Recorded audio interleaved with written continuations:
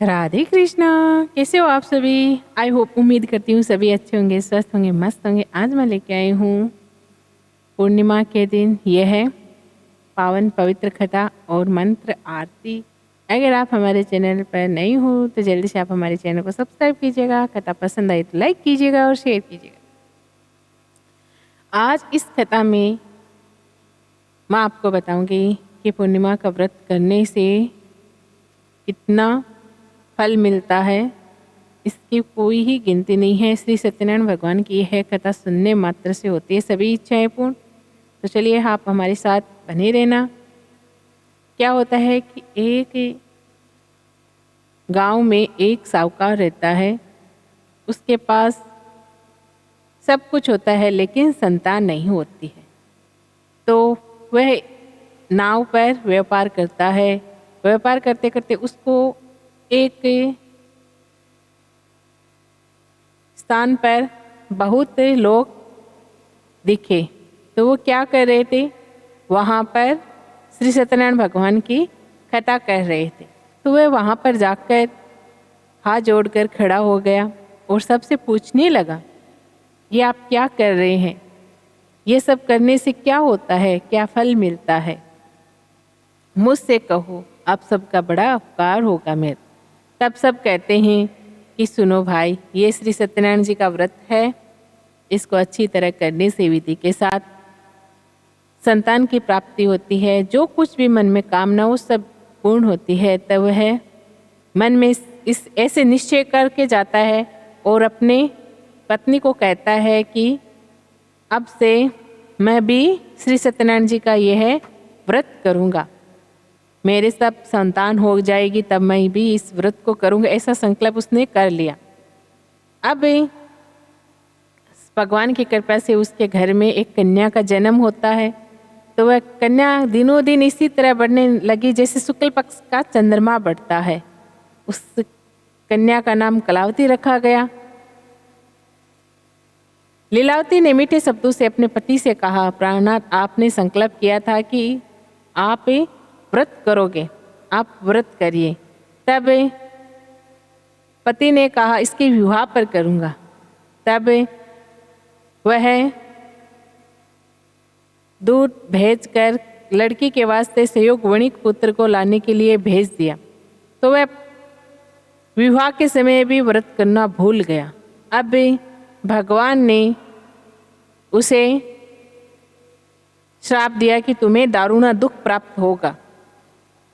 अब क्या होता है कि ससुर जवाई व्यापार करने के लिए नाव पर चले गए। एक नगर में गए। वहाँ पर क्या होता है, संयोगवश देखो कोई चोर राजा का धन चुराकर भागा जा रहा है और भगवान की माया से वह चोर घबराकर उसी को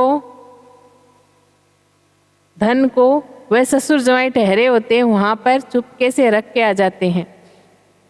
अब राजा के दूत आते हैं और वह धन को देखकर ससुर जवाई को पकड़कर ले जाते हैं और कहते हैं कि हम 2 चोर पकड़कर लाए हैं, कृपया करके आज्ञा दे। अब क्या होता है कि उस राजा को यह सब देखकर अफसोस होता है कि ये चोर हो सकते हैं क्या। तब लीलावती ने अपनी पुत्री से कहा कि अब तक तुम कहाँ थी? वह कहती है, एक ब्राह्मण के घर श्री सत्यनारायण जी की व्रत कथा देखी थी और वहाँ से प्रसाद लेकर आई हूँ। उतने में ही उसकी पत्नी को पता चलते ही वह तुरंत व्रत की तैयारी करती है और विधि पूर्वक व्रत करके भगवान से क्षमा याचना करती है कि हमसे कोई अपराध हुआ हो तो क्षमा कीजिए। अब क्या होता है कि वह तुरंत ही वहाँ पर पूजा करके और भगवान की विनती करती है। भगवान की माया से देखो उस रात को स्वप्न में राजा को भगवान ने कहा कि दोनों वैश्य को प्रातः ही काल छोड़ दो, नहीं तो तेरा पुत्र आदि सब नष्ट कर दूंगा। अब वह तुरंत सुबह उठते ही उन दोनों को छोड़ दिया और कहा कि तुम्हें बहुत ही दुख मिला है, उसके लिए क्षमा याचना, और उनका जो धन लिया था उनसे डबल धन देकर आदर के साथ उनको जाने दिया। अब वह घर जाते हैं और घर जाकर भोजन करते हैं और उतने में ही क्या होता है कि एक अभिमानी वणिक वहाँ पर आता है। एक वो कथा तो हो गई, अब दूसरी कथा वहाँ पर आता है। तो एक साधु रहता है वहाँ पर, पुजार कराता है। तो वह बोलता है कि तुम्हारी नाव में क्या है? वह बोलता है, मन मन में ऐसा करता है, क्या इसको धन लेने की इच्छा है? मेरी नाव में तो बेल और पत्ते भरे हैं। उसका कठोर वचन सुनकर साधु ने कहा, तेरा वचन सत्य हो। तो उसकी नाव का जो धन था वह बेल और पत्ते में प्रवृत्त हो गया। अब वह नाव को ऊंची देखकर आने के बाद में शोक प्रकट करने लगा। तब उसके साथी ने बोला, देख भाई, ये सब उस साधु का ही किया धरा है, चलो हमको जाकर उनसे क्षमा याचना करनी चाहिए। तब वे दोनों जाते हैं और भगवान से क्षमा याचना करके माफ़ी मांगते हैं और भगवान खुश होकर पहले जैसा धन था वैसा ही दे देते हैं। वह विनती करते हैं, हे भगवान, हमारी नाव में पहले जैसा धन था वैसा ही वापस दे दो, हमें माफ़ कर दो। तो श्री सत्यनारायण भगवान की कृपा से जैसा पहले धन था वैसा ही नाव में धन हो गया। तो इसी प्रकार से श्री सत्यनारायण जी की यह व्रत जो भी करेगा उसकी सभी इच्छाएं पूर्ण होगी। नित्य हर पूर्णिमा को इस कथा को जरूर पढ़ना चाहिए और इस दिन इस मंत्र का भी जाप जरूर करना चाहिए। स्वामी नारायण नारायण हरि हरि, लक्ष्मी नारायण नारायण हरि हरि। हो तेरी लीला सबसे न्यारी न्यारी, हरि हरि हो तेरी लीला सबसे न्यारी न्यारी, हरि हरि। स्वामी नारायण नारायण हरि हरि, लक्ष्मी नारायण नारायण हरि हरि, भजमन नारायण नारायण हरि हरि। हो तेरी लीला सबसे न्यारी न्यारी, हरि हरि हो तेरी लीला सबसे न्यारी न्यारी, हरि हरि। भजमन नारायण नारायण हरि हरि, लक्ष्मी नारायण नारायण हरि हरि।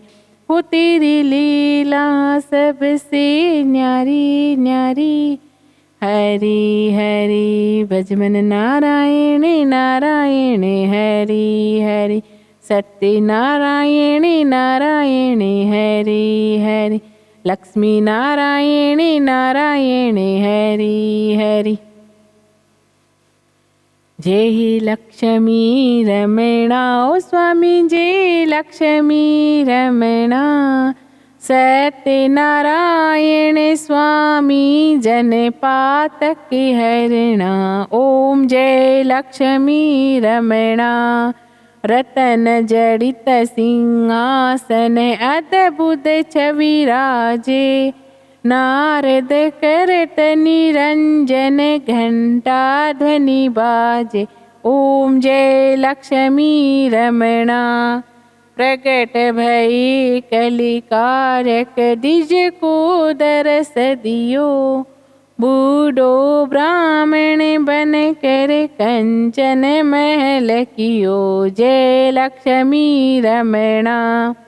वैसे मनोरथ पायो श्रद्धा तज दीनी, सो फल भोग्यो प्रभु जी फिर स्तुति कीनी। जय लक्ष्मी रमणा। धुर बल भील कटारु जिनकी विपत्ति हरी, श्रद्धा धारण कीनो तिनको काज सरियो। जय लक्ष्मी रमणा। भाव भक्ति के कारण छिन छिन रूप धरियो, श्रद्धा धारण कीनो तिनको काज सरियो। जय लक्ष्मी रमणा। ग्वाल बाल संग राजा बन में भक्ति करी, मैंने वांछित फल दीनो दीन दयाल हरि। जय लक्ष्मी रमणा जडत प्रसाद सवायो। कदली फल मेवा धूप दीप तुलसी से राजी श्री सत्यदेवा। जय लक्ष्मी रमणा। श्री सत्यनारायण जी की आरती जो कोई नर गावे। कहत शिवानंद स्वामी सुख संपत्ति पावे। जय लक्ष्मी रमणा। बोले श्री सत्यनारायण भगवान की जय हो। आज की इस कथा और मंत्र में आरती में इतना ही। फिर मिलते हैं दूसरे वीडियो में, तब तक के लिए राधे कृष्णा।